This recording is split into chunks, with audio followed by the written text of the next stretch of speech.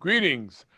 My name is Dr. Wadell Brooks Sr., your host, and this is Lake County Community Forum.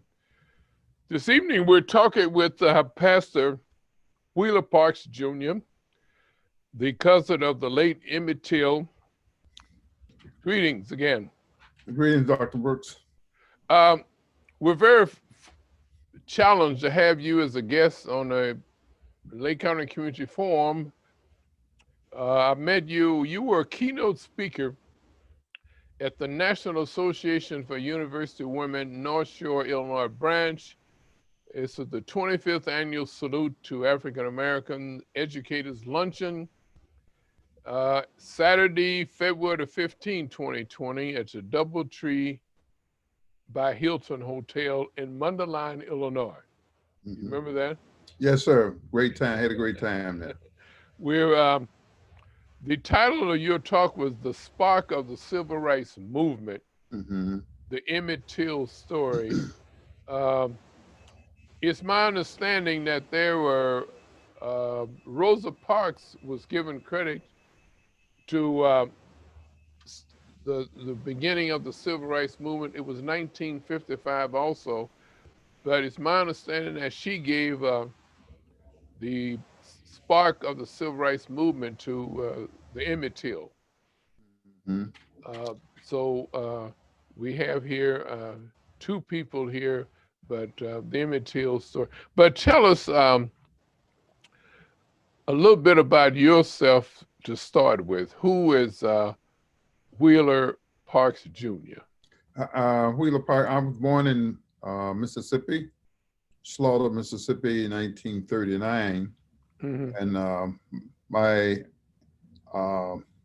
family moved to Illinois January 1947. This coming January will be 74 years. And I was 7, going to be 8 soon. Moved next door to Emmett Till. My grandmother and Emmett Till's grandmother were sisters. And we, in this small town, we lived next door to him. In 1955, my grandfather came to Illinois for a funeral. And Emmett didn't have any siblings. So when his mother took him places, she took me fishing or whatever.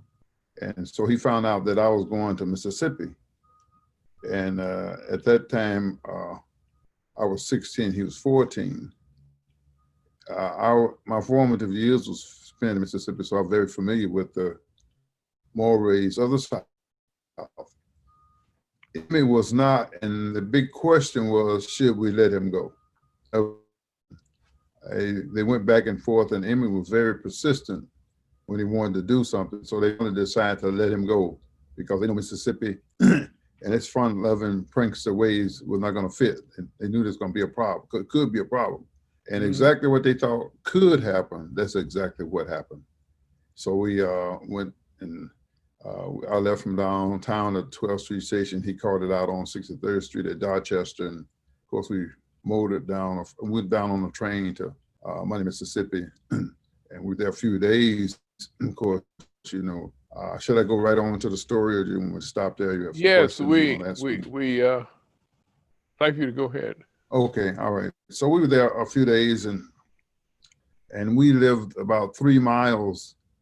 Money's a very small town. It's so small that I rode through there not too long ago and I was looking to my left and I said, I think I just passed through town. No stop sign, nothing, no stores, not even the post office. And that's how small it was. And we lived in the country from that. We lived on the gravel road. You got the blacktop, the gravel road, then the dirt road. And then we were there picking cotton, late August cotton picking time, and we were picking cotton in early Wednesday.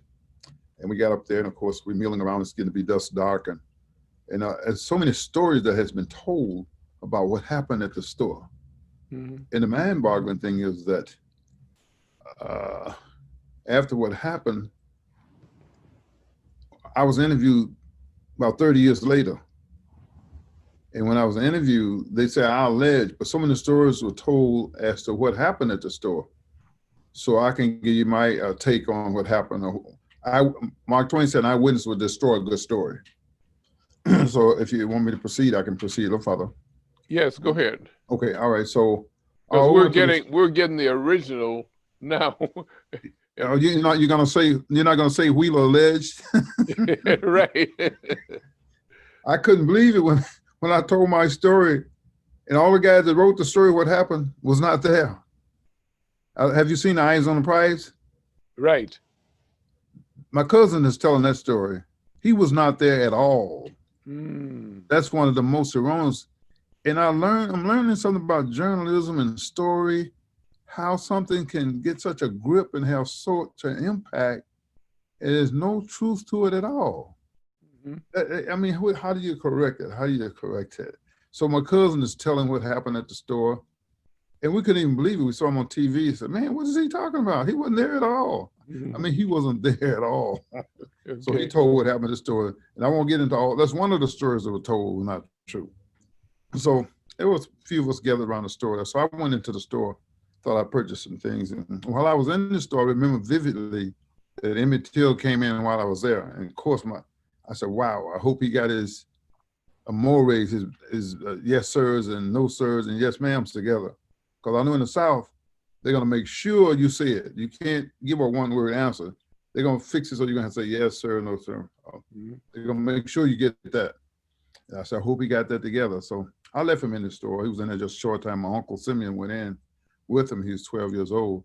Nothing happened in the store whatsoever. In the store in the South, you had a big counter before you, probably about 4 feet deep, and everything that you wanted was on the wall. You had to tell them what you wanted, and they go out and they bring it to the counter. So nothing happened whatsoever. My uncle went in and saw him say when they were coming out, he whistled. That didn't happen at all. That didn't happen. And of course, they came out of the store, and while we were out in front of the store, Miss Bryant came out of the store. And when she came out, he whistled. We could not believe it. Man, being from the South and know all the stories, how many people were killed, you had no protection. I mean, you absolutely, if you didn't live in the South, you cannot even understand today what it was like. It was, you just had no protection. You couldn't call anybody for help. You couldn't call the police. You couldn't call anyone but God for help. Once something went wrong, many people were hung. My uncle told me about the people that were hung down the street road from him there in Duck Hill, Mississippi. That story is documented. The boys that were hung. So all of this is embedded in you already. When I go in the store, I know how to behave, and I know where I'm at. I'm very conscious. I am in Mississippi, and there's a white lady waiting on me. Emmett, he didn't have that, but he didn't say anything out of line when I was in there. My uncle went in, and they came out. That's when he whistled. His mother does not want to accept the fact that he whistled at her. 14, you just turned 14. She didn't like that, and she said that she taught him when he's asking for bubble gum to whistle to clear up his stutter. He stuttered bad. We don't even talk about how bad he stuttered. So she said that's where the whistling come from. But he didn't whistle in the store. He whistled outside the store. She never asked me what happened. We never told her what happened.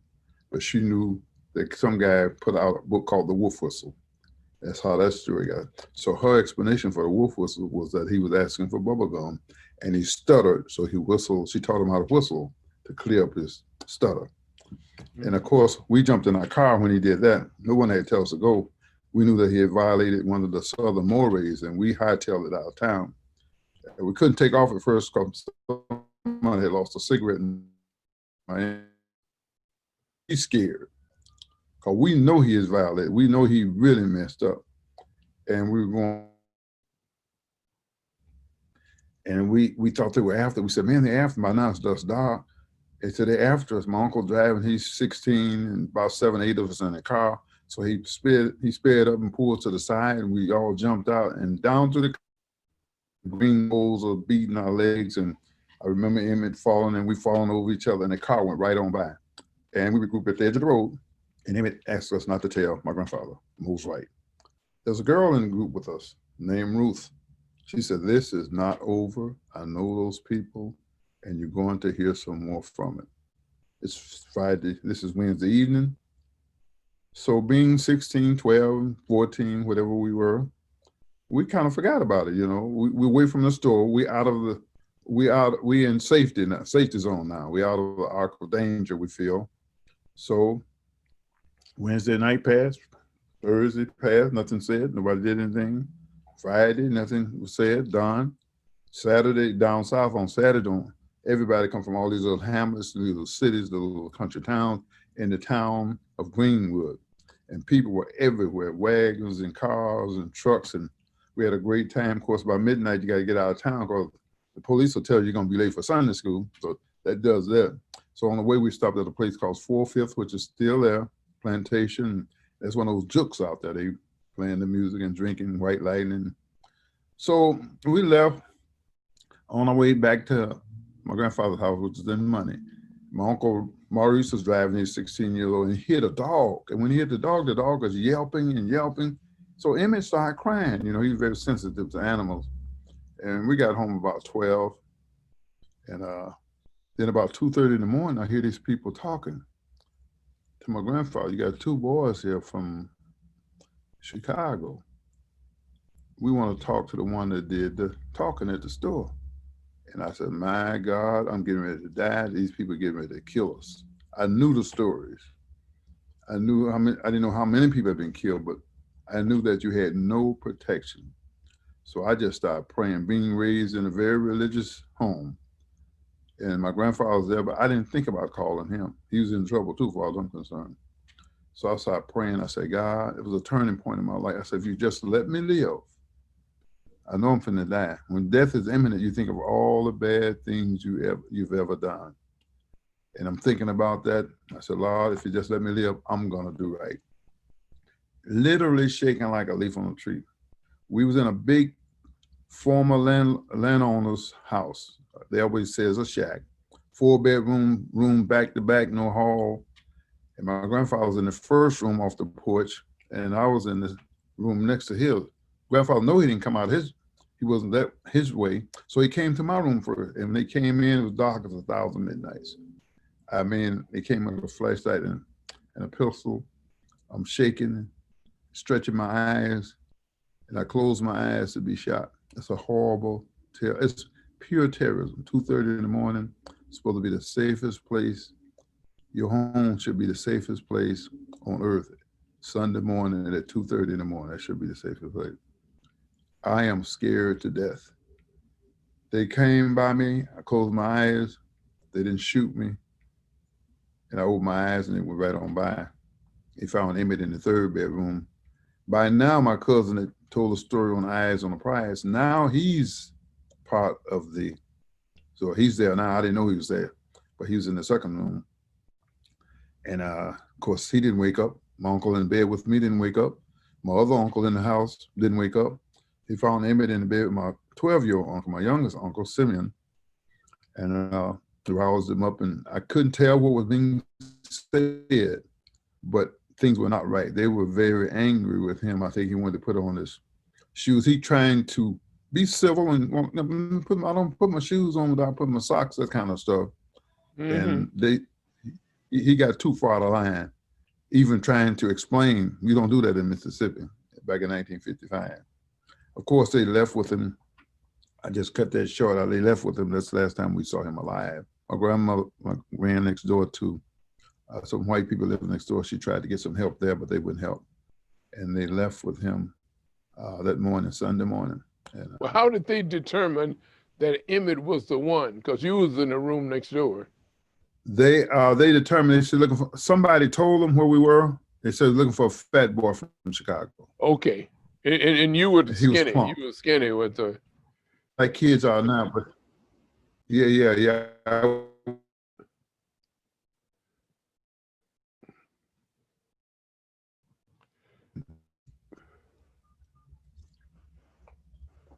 So that's I don't know if you want me going farther with that. You got any questions up there so far?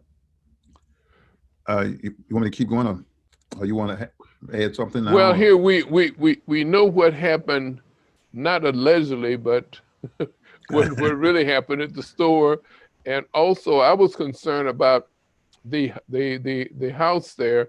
They went past, and you described that Emmett was chubby. He was fat. Yeah, Chunker. And that's the one that, because no one pointed Emmett out to them, right? No, no, no, no. They, They they came knew. in. They came in. They knew who they wanted to when they got there, and someone in the neighborhood had to tell them because people there didn't know who we were. I mean, the storekeeper didn't know, and her husband was away on a journey at the time. So someone had, and we don't know what happened, how they got out like that, and who told who what.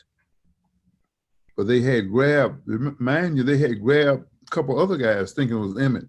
One Okay. guy, all his teeth was knocked out, I believe. Mm. Yeah, so it's more to the story than even being told.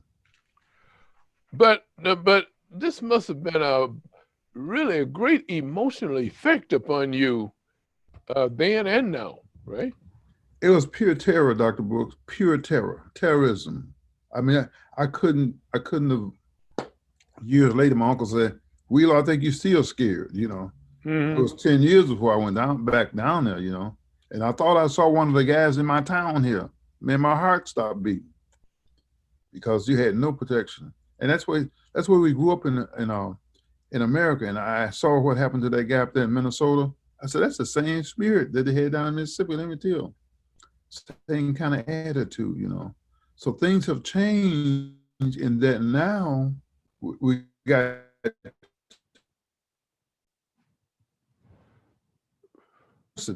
for 30 years, it was like Emmett got what he deserved. Now people are stepping up. Change has come. The wheels of justice grind, but brother, they grind slow. We've made some changes, and we got a lot of work to do. You know, there in Chicago, his mother, she was so emotionally involved that she decided that she was going to have an open casket so the whole world could see Yeah, how they mutilate his body. yeah, yeah. She did. She was so devastated, so overwhelmed, and so outdone that she just that was her way of protesting. That was her way of speaking out. Mm-hmm. That was her Mm-hmm. way of speaking out, and she just let it all hang out. She let it all hang out. She said, "I want the world to see." And that was it spoke volumes, but it was still like he got what he deserved. And even now, I listen to these people writing and talking. Uh-huh. One little kid told me I went to one of the schools and I go all over. He said, "What are we talking about him? He misbehaved. Oh, he whistled. He still got what he deserved." It's not about justice or they shouldn't have done it. Mm-hmm. Attitude still, to me, is saying he got what he deserved. He should not have whistled. He should not have whistled, but there is such thing as due process. There's such thing as taking people to court. But in the South, they didn't do it. They took the law into their own hands. Now, we were to fast forward this uh, in a murder situation. The ones that murdered him, they knew nothing would happen to them, so they confessed that they killed him. They was upset. Dr. Brooks, they was upset that they even come and ask them about it. Okay. Gonna arrest them. He wouldn't go. The local sheriff coming to get him. Mm-hmm. He cussed him. He said, "That's S y'all talking about." And so the high sheriff went down there. He said, "I'm taking you dead or alive." He said, "I'm protecting a way of life, and you guys gonna come arrest me? This little black boy whistled at a white woman. I'm protecting a way of life." And he was, and they did those things to us. And had that fan around his neck. Normally, you wouldn't see blacks anymore. You would never see him again. But as God would have it, his body clung to something going downstream, and his foot was bobbing up and down. But you would never see. And you know, blacks were not going to talk. They still don't talk too much. You know, they wouldn't talk about stuff like that. They wouldn't. They'd be whispering at me. And here, George Floyd in Minnesota. Mm-hmm. I mean, he got worldwide attention here. Right. And this happened in 1955, and here it is, 2020, and same thing is happening. And well, that's 65 years ago. And the same spirit, but now you got diversity. You got people that are saying, all races saying that was wrong with George. Okay. Yeah. So we got that. Anytime blacks made progress, there was always some white they had the fire in their belly to stand up. All along with the abolitionists, there were always, because we couldn't free ourselves, could not do it ourselves, but there were always someone there had the courage and the power. Even Abe Lincoln, he get a bad rap because he tried to solve the problem other ways, but he signed the proclamation, Emancipation Proclamation. He didn't live to tell about it, but he signed it. Johnson signed the Civil Rights War. Should not have had to have a civil rights law if you're a citizen, but there was always some whites there that had the fire in their belly to stand up. And now you see it with the protesting. I'm very surprised to see diversity protesting at this day and time, but the changes are being made slow but sure. There's no way that I would be sitting here right now if it wasn't for whites supporting me. I mean, I can go back to high school. Oh yeah, oh yeah. My counselor called me in, and I was the first African American to graduate from East St. Louis Senior High School. But he called me East St. Louis? Okay. East St. Louis, right? And, okay. And by the way, I'm from Lexington too, so I'm down right Greenwood, right next to the Greenwood. He might be my cousin. Who knows? That's what Mose White is from Lexington. Is that right? Yeah. We better check on that. But my counselor, White, called me in the office. So how old were you when you left Lexington? Oh my, about 8 months old. Oh yeah, you. You don't know nothing. It got too hot for me down there. I had to leave. And so he called me in, and my grades were high, and he offered me a scholarship, one of the state schools. I chose Illinois State.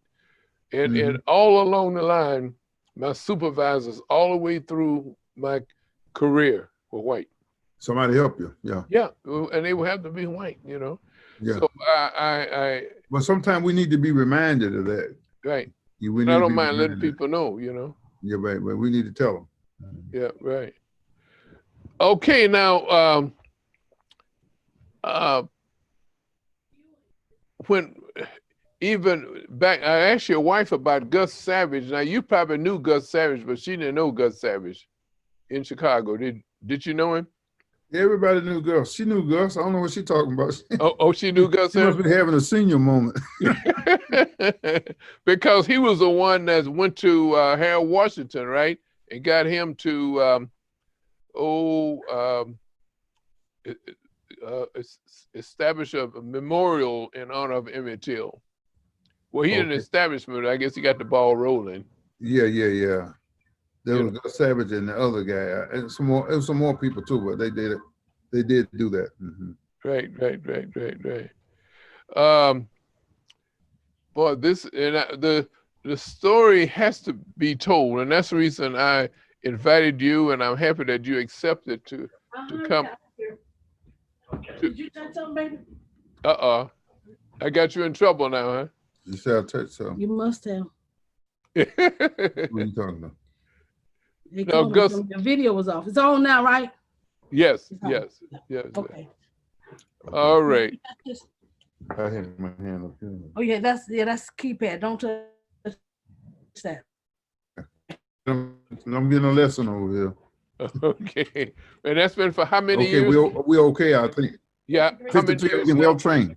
53 years. Wow, 63 years. 53. Oh, 53. Okay. Hey, we're well trained by 53 years. That's right. And you never regret it, right? Is that right? Okay. I'd like for you to, let's see, you are a minister. How long have you been pastor of a church? You mentioned that you started in a house, right? You see, you mentioned you started preaching in a house. No, I came to this house. This church started. Emmett Till's grandmother started this church in her house, 1926. Oh, I became the pastor, I think, 1994. I've been a member, 93. I've been a member of the church since 1947. Okay. Be 74 years in January. Okay. And now you are, I would call you a worldwide traveler and a lecturer, and because you you like you say, you're not alleging what happened. You were right there. What happened? Eyewitness. Eyewitness. That's all you can say. I wasn't bold, I wasn't courageous, I wasn't no Star Wars. I got in a situation where I couldn't help myself, and I just tell the story. Now, is this case still in process, though? Yeah, you can say that. It's never been closed. Never have been closed. Since 1955, it's never been closed. It's my understanding, Pastor Parker, that the young lady, Bryant, I guess, she recanted, so he didn't whistle to her, at her. Is that true? There's some question about that. There's some questions about that. And we got a book coming out, and can't say too much about that. Yeah. Yeah, but now she's refuting it. Oh boy, boy. Yeah, that made me feel real. I feel real good when that she lied. That sounds like how the end, the NAACP got started. There's a white female stated that she had been assaulted by a black in Springfield, Illinois, Abraham Lincoln's hometown. Okay. And all she had to do is say it was a black, and several people got killed. And you did same thing with the Oklahoma thing. Same thing. Same thing happened. Yeah, when you mention that a black did something to a white lady, you through. You need to God. You don't need nobody but God to help you. And I sometimes in my speaking engagement, I said, we came here from Africa, one color. I said, what happened? We came from Africa, one color. 19,000 blacks were passed from white every year back in the day. And we came here one color. So who's raping who? Yeah. My grandfather. Raping has been going on all the time. Yeah. But we were painted as rapists. You're right. Yeah, we were painted, but in order to destroy somebody, you got to demonize them. Right. In order to mistreat somebody, you got to demonize them first. The way they did the Jews, they demonized them first. Then they demonized the Indian. They said they are uncivil. Then they drove them out west. Okay. I have a book here, 5 Negro Presidents of the United States. And the only reason they had black fathers, Abraham Lincoln, Warren Harding, Dwight Eisenhower is a Negro, Thomas Jefferson, Andrew Jackson. So I have them here, Vice President Hamlin. So the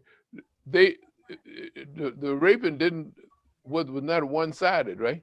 No, well, this white lady said she think them black women enjoyed that.